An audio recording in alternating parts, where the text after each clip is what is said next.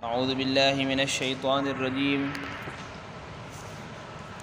بسم الله الرحمن الرحيم.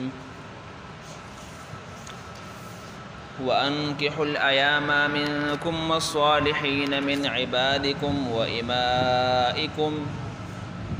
إن يكونوا فقراء يغنهم الله من فضله والله واسع عليم. دین مخ کې آیات کې الله جل شانو فرمایل چې د خپل شرمګاهونو د خپل نظرونو حفاظت وکړي او د دې کسانو پرده فرض ده، د دې کسانو پرده فرض نه ده. تفصیل مخ کې بیان شو. وسوال لدی چې کله موږ د خپل شرمګاه د خپل نظر حفاظت کوو نو خامخا انسان دی دربا شهوتی دربا ضرورت پوره کولی دا به کم ځای پوره کوي.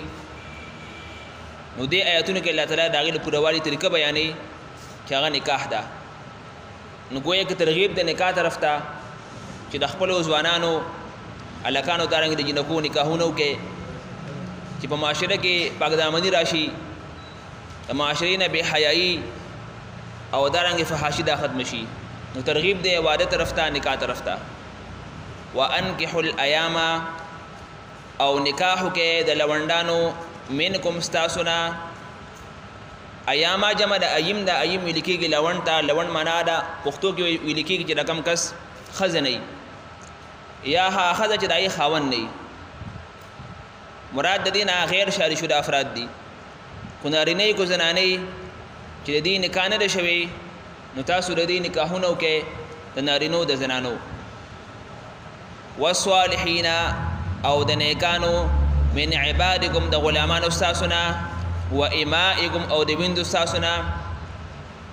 یو کس سره وینځي غلامان دي د دیم نکاح پکار ده چې دیم خپل ضرورت پوره کولی شي. ترغیب ورکړو دې طرف ته چې د خپلو وینځو د خپلو غلامانو هم نکاحونه وکړي چې دیم خپل ضروریات پوره کولی شي. اوس کو یو کس سوال وکړي چې دی وخت هو نکاح دی ګران کار دی، پیسې نشته، سہولیات نشته، اسباب نشته. نو الله فرمایي ان یکونوا فقراء کو چری وی دي غریبانان یغنهم الله من فضله الله به مالدار کی دی لرا د خپل فضل نه. ولی والله والله جل شانه واسع فراخ فضل والده علیم پوهه حکمتون والے ذات ده. مطلب دا شو کو یو کس غریب دی د خپل غریبۍ د وجې نه واده نشي کوي نو قرض پورې خیدو کې الله به د کس سره امداد او تعاون کوي. او دا خبره منل شوې ده، په دې باندې تجربه شوې ده، مجرب عمل دی چې یو کس واده نه کړي د هغه سوم نه ځان روپۍ هم نشي ګټلی. او کله چې دی واده وکړي واده سره د قسمت آزاد شي بیا ځان پیسې ګټلی شي. مخکې دی لس روپو مالک هم نه میاشت یو 100 روپۍ هم نشي ګټلی، خو چې کله واده وشي د واده نه بعد په میاشت کې هغه زرګونو روپو مالک شي. بیا دا د واده برکات دي. نو ګویا کې د آیات کې ترغیب د نکاح طرف ته. خو تاسو په معاشره کې فحاشي بې حیایي ختمول غواړئ نو نکاحونه وکړئ د خپلو هلکانو، د خپلو جنکو، د خپلو وینځو، د خپلو غلامانو. دې سره به الله جل شانو په معاشره کې بې حیایي ختموي، فحاشي به ختمیږي او دې سره الله تعالی غریبي هم ختموي. ځکه یو طرف ته د زنانه قسمت شو، یو طرف ته د نارینه قسمت شو، دواړه قسمتونه یو ځای شو. نو کله چې دا قسمتونه ګڼ شي نو الله تعالی به کې خیر او برکت شي. کله نه کله الله تعالی ول اولاد ورکي، د اولاد قسمت خي. لہذا نکاح کول پکار دی. او نکاح داسې یو عمل دی چې دا ټول انبیاء سنت دی، سنت الانبیاء دی. ما سوا د یو څو انبیاء کرامو نه ټولو انبیاء کرام ودونه کړي دي، ټولو صحابو ودونه کړي دي. نبی اسلام احادیثو کې ترغیب ورکړی دی نکاح طرف ته. فرمایي یا معشر الشباب، اے د ځوانانو ټولګیا، من استطاع منکم الباءة فلیتزوج. کم کس چې په تاسو کې د نکاح قوت او طاقت لري پکار دی چې هغه نکاح وکړي. ولې فإنه أعز للبصر وأحسن للفرج ځکه د واده سره به د نظر کنټرول شي د شرمګاه به کنټرول شي. ومن لم يستطيع فعليه بالصوم او کم کس چې د نکاح قوت او طاقت نه لري هغه د روزه ونیوي. ولې فانه له وجاء ځکه د روزه سره به د انسان شهوت کنټرول شي. گویا کہ نبی علیہ السلام ترغیب ورکو نکاح طرف تا چې تاسو نکاحونه وکړئ.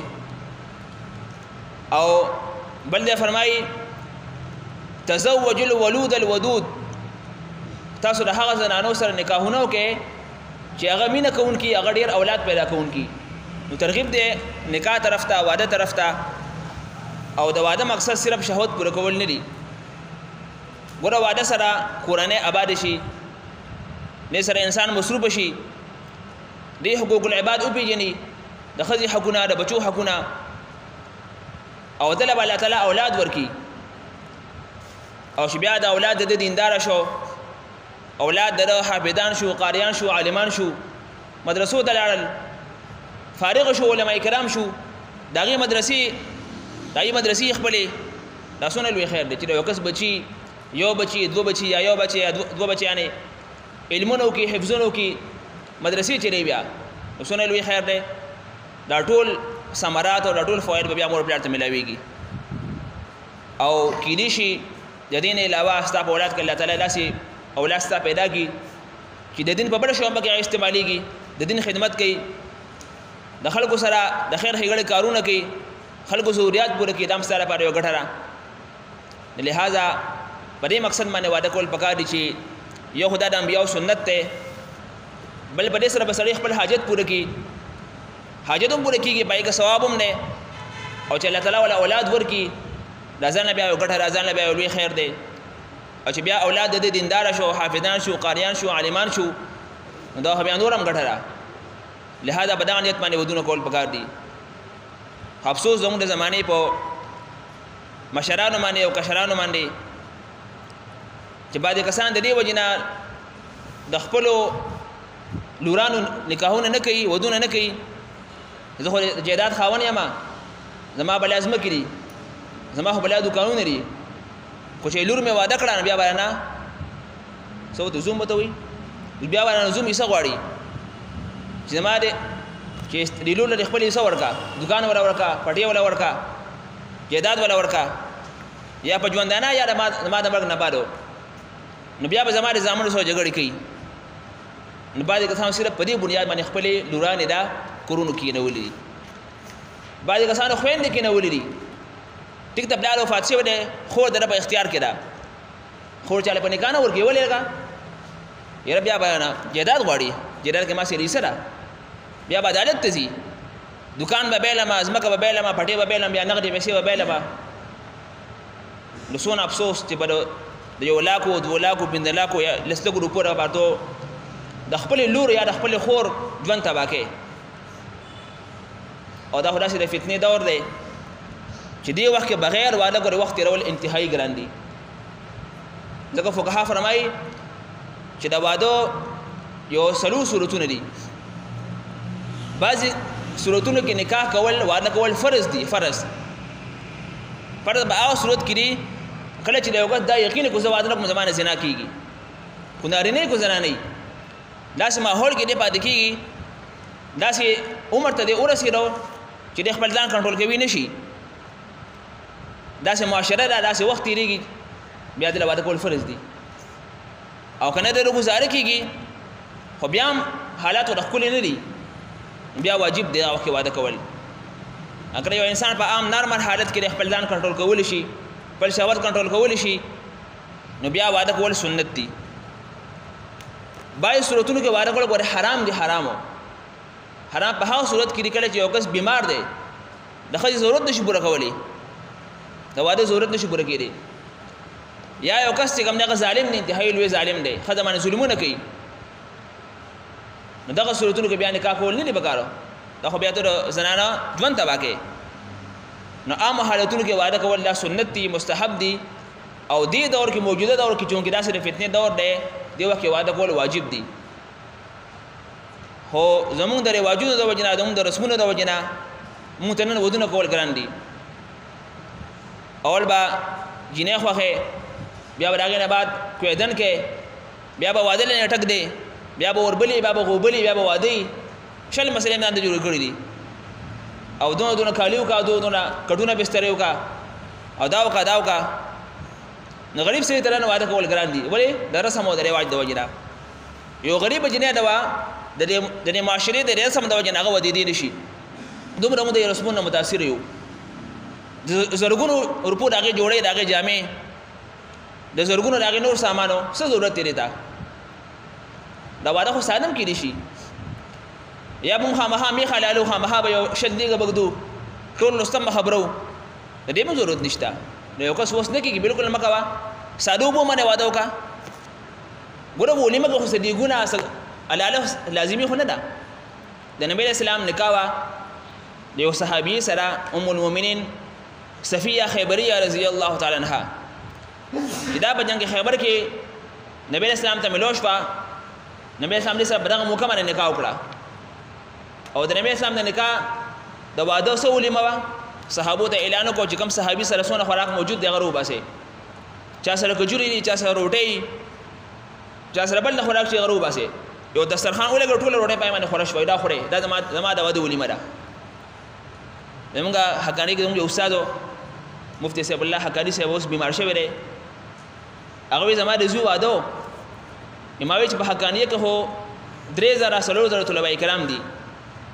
او دې روټه کول هډه ګران کار دی زما په زرګونو شاګردان دي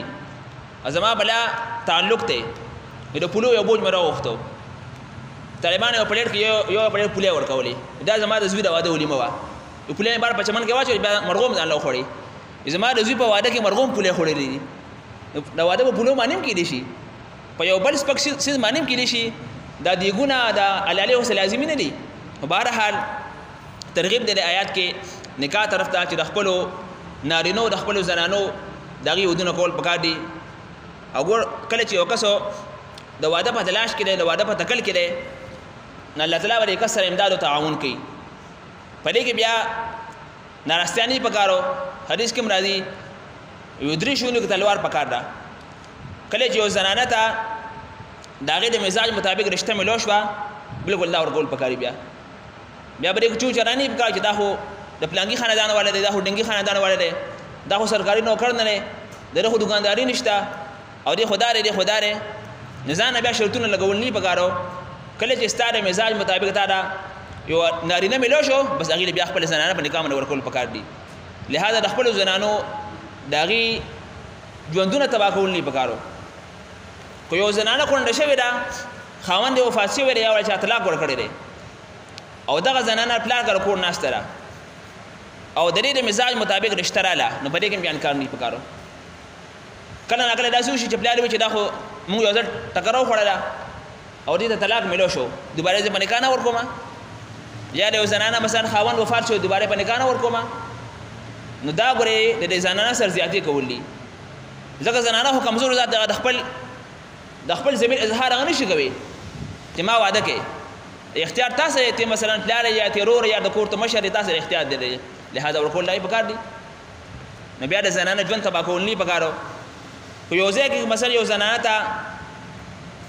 رشتہ مثلا شی وا دا چا پرې خو د طلاق شوا د کیری شي الله تعالی ودینه بعد خپل خوان ورکی خپل اشته الله تعالی ورکی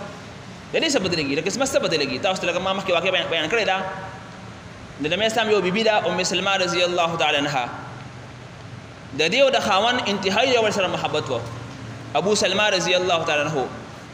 دوه د یو سره دا یو عزم کړو کوم دوه کې ار یو قسم مخکې وفات شو بل چا سبب ګورم نکاح نه کو بیا د الله تعالی شان دغه د صحابي مخکې وفات شو خدای کونډه شو صحابي را نبی اسلام نه یا رسول الله سلام خاون وفات شوی دی او زه انتهایی پریشان یم نبی اسلام ته دعا خوله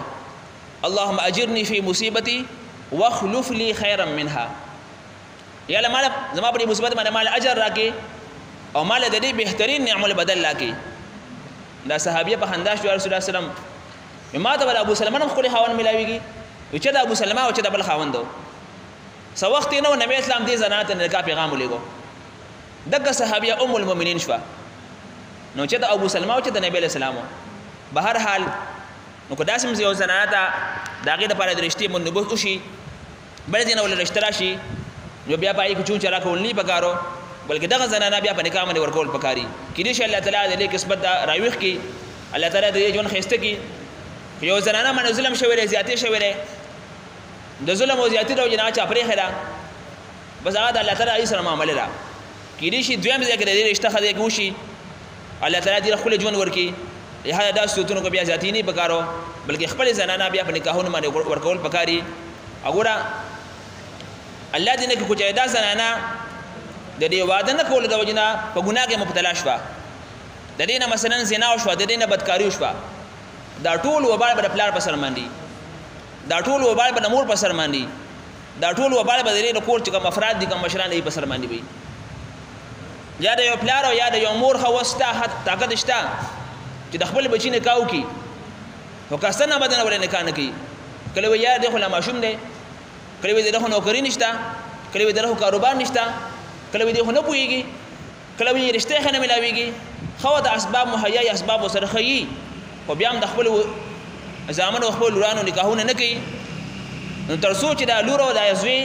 په ګناه کې مبتلا کیږي کدي زنا کوي کدي بل به حیاي په حاشي کوي د ټولو بار به نور په لبسر باندې ورته پلي کیږي لهدا سیب تربیت خو نه چې د خپل یو په تربیت کومه دی و بچي ورته داسې د فتنې دور دی کله یو کس ته 50 پیره تربیت وکي ور په دې تربیت کې هغه بچ کېدی نشي ډېر ښه کورنه ډېر دیندار کورنه په دې موجوده دور کې د دې مصیبتونو د وجې ناغي غړې وړ شوي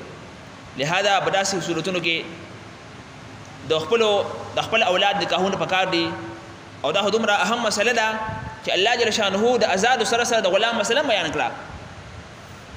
یو غلام دی یا یو وینځره دا غیم نکاح پکار را نه چې ودی بس افتا خدمتونه کې دی با د دې حاجت نشته د دې حاجت نشته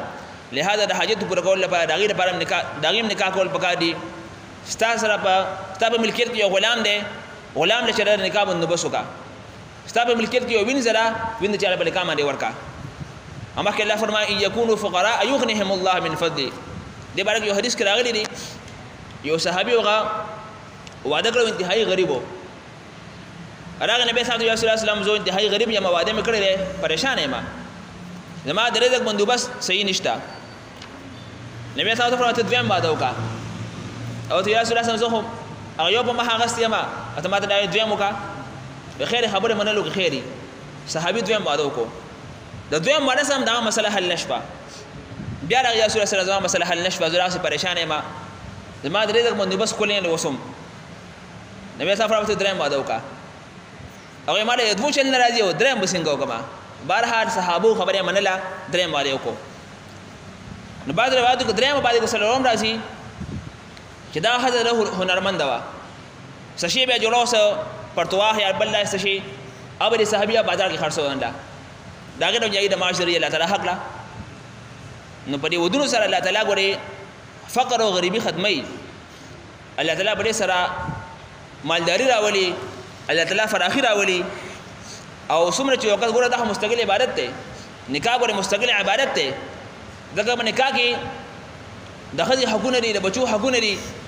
په دې کې حقوق العباد دي په خپل بچو باندې خرج کول د ټولو نه بهترینه صدقه هغه د ټولو نه بهترینه صدقه کوم چې انسان په خپل بچو باندې خرج کړي یو کده ساعت مخا پورې خدمتونه کوي پیسې ځان پیدا کوي او دغه پیسې د خپل بچو باندې لګي په خپل خځه باندې لګي دا ټول نه بهترینه صدقه ده دیو جن فرمایي کنه کله جو کس صدقه کوي صدقه یو صدقه په خپل اولاد باندې وکي صدقه په خپل بچو باندې وکي د باندې ول څه شی راوړه به اخروا دا ستاره په بهترینه قیمتي صدقه ده ټیک ته نو چارم صدقه ورکول پکاري هو کله نه کله په خپل اولاد باندې صدقه کول دا ټول نه بهترین او قیمتي صدقه ده دیو جن نکاح یو مستقل عبادت ده لهدا د خپل څومره چې به نکاح زمونږ نارینو زنانه دي داغي د نکاحونو بندوبست پکار دی بیا وته وګورئ بسم الله الرحمن الرحیم وانکحوا الایام او نکاح کې د لوندانو منکم استاسنا والصالحین او د نیکانو من عبادکم د غلامان استاسنا و امائکم او د بنت استاسنا یکونوا فقراء کچریوی دی غریبانان یغنیهم الله مالدار بکدی لرا الله جل شانه من فضله دخل الفضلنا والله والله جل شانه واسع فراخ فضل والده عليم فوق ذاته. واخر دعوانا الحمد لله رب العالمين.